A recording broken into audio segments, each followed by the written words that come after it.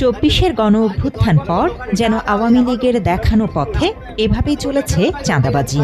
নিরীহ ব্যবসায়ীদের থেকে জোরপূর্বক টাকা হাতিয়ে নেয়ার বেশিরভাগ অভিযোগই উঠেছে নির্দিষ্ট একটি রাজনৈতিক দলের বিরুদ্ধে।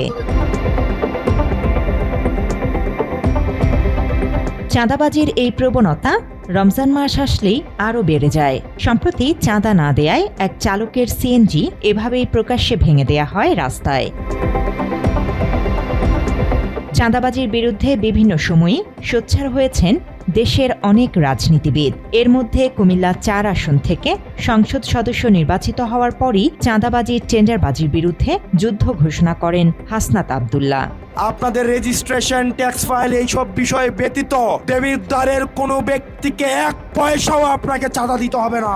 ঘোষণা অনুযায়ী শপথ নেয়ার পরই কুমিল্লায় চাঁদাবাজি বন্ধে সরাসরি মাঠে নেমেছেন হাসনাত আব্দুল্লাহ। খুচরা ব্যবসায়ীদের পক্ষে চাঁদাবাজদের ফোন করে আর চাঁদা না নেয়ার হুঁশিয়ারি দিয়েছেন জনপ্রিয় তরুণ এই নেতা।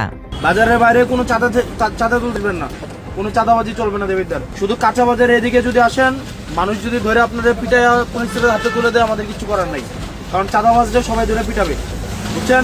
সুদন ডিলার হচ্ছেন চাঁদা তুলতে আপনারা পাঠিয়ে দেন, আপনি চাঁদা তুলেন। আমি যদি আপনারা বলি এবার গিয়ে খুন করে পরে আপনি খুন করবেন। আর এখানে দোকানদার আপনারা যারা আছেন,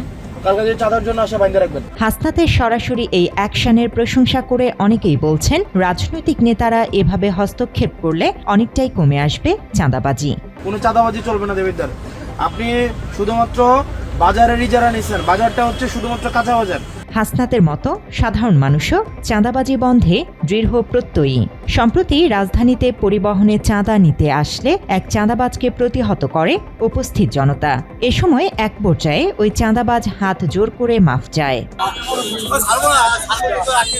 চাঁদাবাজি বন্ধে রাজনৈতিক নেতা থেকে শুরু করে সাধারণ মানুষ যখন সোচ্চার হচ্ছেন, ঠিক তখনই পরিবহন খাতে মালিক শ্রমিক সংগঠনের নামে তোলা চাঁদাবাজিকে অনেকটাই বৈধতা দিলেন নতুন সড়ক পরিবহন, রেল ও নৌপরিবহন মন্ত্রী শেখ রবিউল আলম। বৃহস্পতিবার সাংবাদিকদের সাথে কথা বলার এক পর্যায়ে রবিউল আলম বলেন, সমঝোতার ভিত্তিতে টাকা তোলা হচ্ছে, জোর করা হচ্ছে না। তাই পরিবহন খাতের এটিকে চাঁদাবাজি বলা যাচ্ছে না বলে মনে করেন এই মন্ত্রী। চাঁদা আমি ওইটাকে বলতে চাই যে কেউ দিতে চান না বা তাকে বাধ্য করা হচ্ছে, সেটা হলো চাঁদা। এখন ধরেন মালিক সমিতি আছে, তারা একটা নির্দিষ্ট হারে প্রত্যেকটা টিপস থেকে টাকা তোলে, মালিকদের কল্যাণে ব্যবহার করতে চায়। কতটুকু ব্যবহার হয় সেটা জানি না, সেটা নিয়ে হয়তো বিতর্ক আছে। কিন্তু তারা এই সমঝোতার ভিত্তিতে, আবার শ্রমিক কল্যাণ ফেডারেশন এরকম অনেক সংস্থা ওরা আছে, তো তারা এটা সমঝোতার ভিত্তিতে এরকম ভাবে করে। সেখানে আবার প্রাধান্য পায় যখন যার প্রভাব থাকে ওই মালিকদের মধ্যে, অথবা দলের প্রভাবও থাকে। যে দল ক্ষমতায় থাকে সেই দলের শ্রমিক সংগঠনদেরও একটা আধিপত্য থাকে।